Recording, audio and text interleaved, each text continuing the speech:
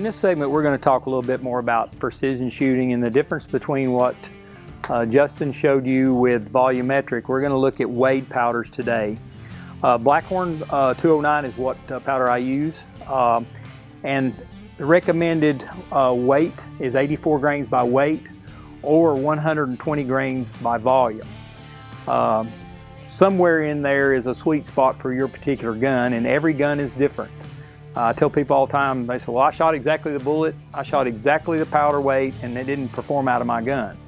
Well, every gun likes something just a little bit different. The volume, if you're voluming out, let's say 110 grains, that's going to put you somewhere in around the 76 to 77 grains by weight. As you can see, all these powders are already weighed out, so we know exactly what these are. We're going to be shooting 78.5 grains of weighed Blackhorn 209 with a full bore Bob Parker 300 grain ballistic extreme.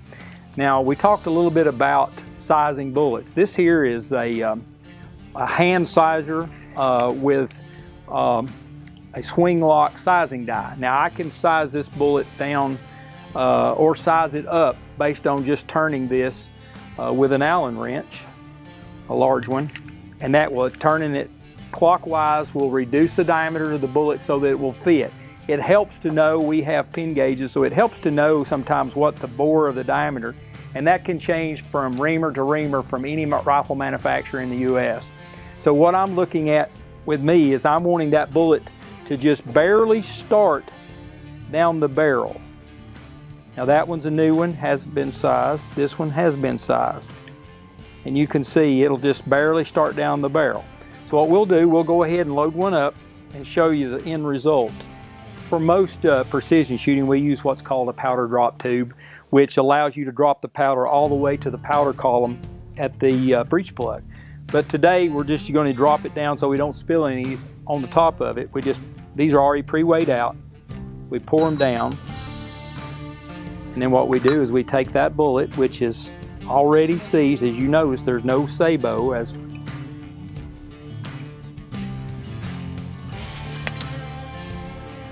We're going to go ahead and prepare. We've loaded 78.5 300 grain ballistic extreme from Parker. Remember, once again, no sabot with this bullet. I know Justin touched on loading pressure, but I have found that that's probably one of the biggest killers in accuracy. If you put 5 pounds more loading pressure on one bullet than the other, you can run that charge up as much as 60 to 70, 80 feet per second faster, which is going to change your point of impact. So you want to make sure that anytime you're loading, my normal thing is I set my ramrod so that it'll only go so far, so deep, and that way I know I'm going to put the same loading pressure on it each and every time. A few things that we do when we start shooting precision shooting is we like to get some numbers crunched on our guns and our bullets, velocities at different ranges, 50, 100, 200, 300, 400, 500 yards. With this setup we have here, this is a lab radar that we use.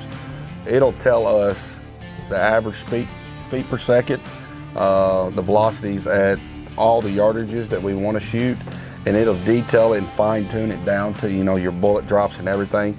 But we use it a lot to kind of build some data on our rifles to shoot precision, and you need those key things if you want to shoot accurately and compete at the national level.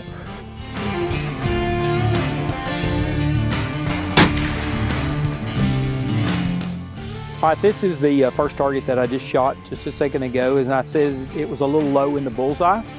That gun is sighted in for actually a 200 grain bullet.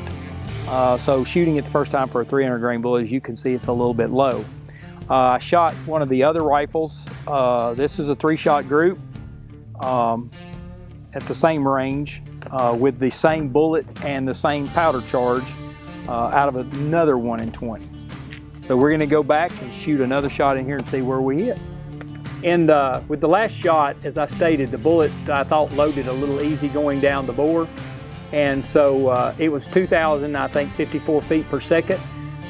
This one loads a little tighter, so with the loading pressure getting tighter, the velocity should go up because the pressure should go up a little bit.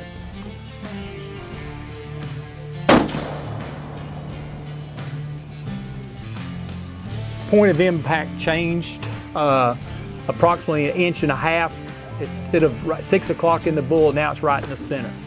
So just adding that much more pressure and the bullet being that much tighter to the bore, it changed the point of impact. So that's what we were talking about as far as loading pressure, and the bullet on the lands can cause the pressures to go up and velocities to go up as well.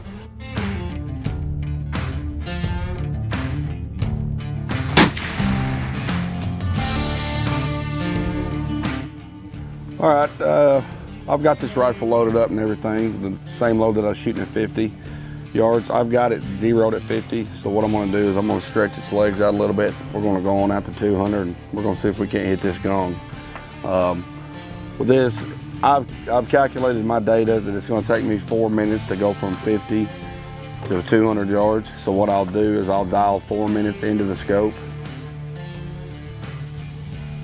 and I should be ready. It should be dialed perfectly in at 200 yards.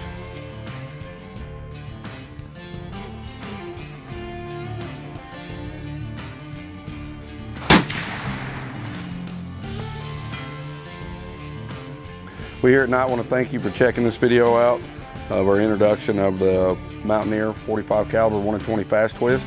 If you guys got any questions about this model or any of our other lineups, please give us a call at 866-518-4181 and check us out on our website at muzzleloaders.com, and keep shooting night rifles.